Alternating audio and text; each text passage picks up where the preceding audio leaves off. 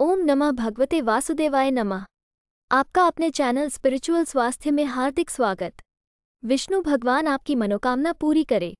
आज की इस वीडियो में बात करेंगे भाद्रपद मास कृष्ण पक्ष एकादशी व्रत कब है, क्या महत्व है इस एकादशी का, शुभ मुहूर्त और पारण समय।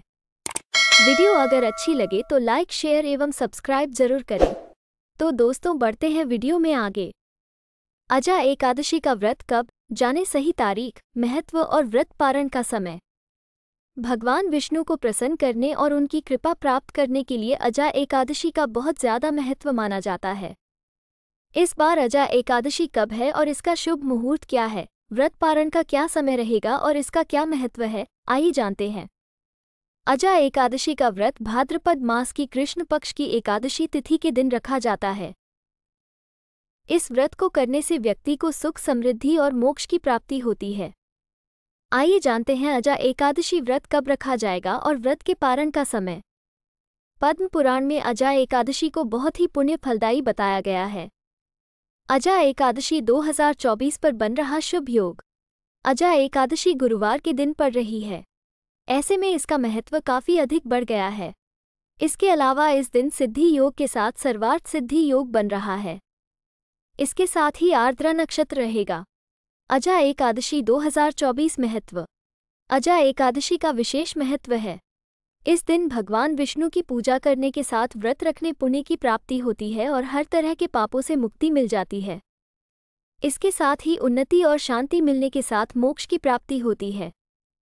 अजा एकादशी मुहूर्त। अजा एकादशी तिथि का आरंभ 28 अगस्त को मध्यरात्रि 1:20 पर हो रहा है। अजा एकादशी तिथि का समापन 29 अगस्त की मध्य रात्रि 1:38 पर होगा। उदय तिथि में एकादशी तिथि 29 अगस्त को होने के कारण अजा एकादशी का व्रत 29 अगस्त को ही रखा जाएगा। 29 अगस्त को दो शुभ योग भी बन रहे हैं। पहला सिद्धि योग और दूसरा सर्वार्थ सिद्धि योग। इन दोनों योग को ज्योतिष शास्त्र में बहुत ही शुभ माना गया है। इस दौरान आप जो भी पूजा पाठ करेंगे वो सभी सिद्ध और सफल होते हैं। इसलिए इस बार अजा एकादशी के दिन दान पुण्य के कार्य करने का दोगुना फल प्राप्त होगा। अजा एकादशी व्रत पारण का समय। अजा एकादशी व्रत पारण का समय 30 अगस्त को लाभ चौघया में 7:34 से 9:10 तक आप व्रत का पारण कर सकते हैं। इस दौरान व्रत का पारण करना बेहद शुभ रहने वाला है। अजा एकादशी 2024 मंत्र। अजा एकादशी के दिन भगवान विष्णु की पूजा करने के साथ साथ इन मंत्रों का अवश्य जाप करें। उपेन्द्राय नमः। ओम नमो नारायणाय। मंगलम भगवान विष्णु मंगलम गरुड़ध्वज मंगलम पुंडरीकाक्ष मंगलाय तनोहरि। अजा एकादशी का महत्व। पद्मपुराण के अनुसार जो व्यक्ति अजा एकादशी का व्रत करता है उसे सभी पापों से मुक्ति मिलती है। अजा एकादशी के प्रभाव से व्यक्ति के पापों का नाश होता है। साथ ही इस व्रत के प्रभाव से व्यक्ति को मोक्ष की प्राप्ति होती है। मान्यता ये भी है कि इस व्रत को करने से अश्वमेध यज्ञ के समान शुभ फल मिलता है। अजा एकादशी का महत्व। अर्जुन ने कहा, हे पुंडरीकाक्ष, मैंने श्रावण शुक्ल एकादशी अर्थात पुत्रदा एकादशी का सविस्तार वर्णन सुना। अब आप कृपा करके मुझे भाद्रपद माह के कृष्ण पक्ष की एकादशी के विषय में भी बतलाइए। इस एकादशी का क्या नाम है तथा इसके व्रत का क्या विधान है? इसका व्रत करने से किस फल की प्राप्ति होती है? श्री कृष्ण ने कहा, हे कुंती पुत्र, भाद्रपद माह के कृष्ण पक्ष की एकादशी को अजा एकादशी कहते हैं। इसका व्रत करने से सभी पाप नष्ट हो जाते हैं। इसलोक और परलोक में मदद करने वाली इस एकादशी व्रत के समान संसार में दूसरा कोई व्रत नहीं है। अजा एकादशी व्रत कथा।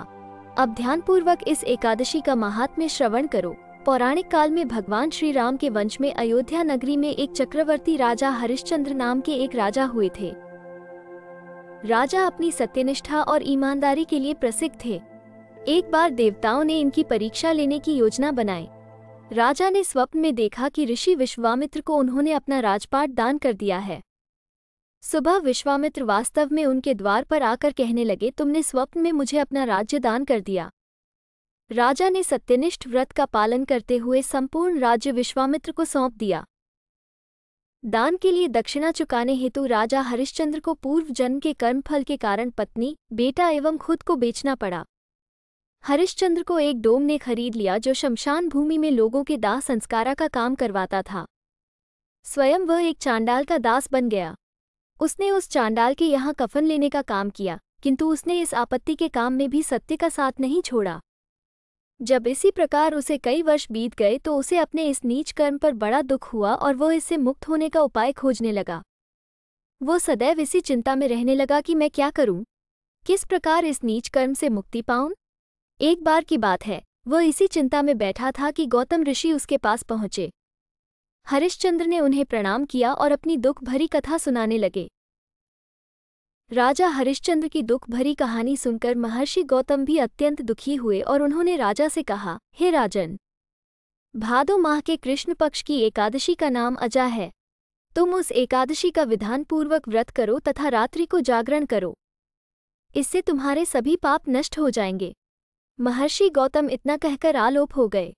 अजा नाम की एकादशी आने पर राजा हरिश्चंद्र ने महर्षि के कहे अनुसार विधानपूर्वक उपवास तथा रात्रि जागरण किया।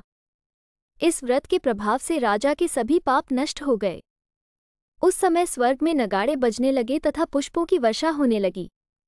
उन्होंने अपने सामने ब्रह्मा, विष्णु, महेश तथा देवेंद्र आदि देवताओं को खड़ा पाया। उन्होंने अपने मृतक पुत्र को जीवित तथा अपनी पत्नी को राजसी वस्त्र तथा आभूषणों से परिपूर्ण देखा। व्रत के प्रभाव से राजा को पुनः अपने राज्य की प्राप्ति हुई। वास्तव में एक ऋषि ने राजा की परीक्षा लेने के लिए ये सब कौतुक किया था, परंतु अजा एकादशी के व्रत के प्रभाव से ऋषि द्वारा रची गई सारी माया समाप्त हो गई और अंत समय में हरिश्चंद्र अपने परिवार सहित स्वर्ग लोक को गया। हे राजन, ये सब अजा एकादशी के व्रत का प्रभाव था। जो मनुष्य इस उपवास को विधानपूर्वक करते हैं तथा रात्रि जागरण करते हैं, उनके सभी पाप नष्ट हो जाते हैं और अंत में वे स्वर्ग को प्राप्त करते हैं। इस एकादशी व्रत की कथा के श्रवण मात्र से ही अश्वमेध यज्ञ के फल की प्राप्ति हो जाती है। जय श्री हरि।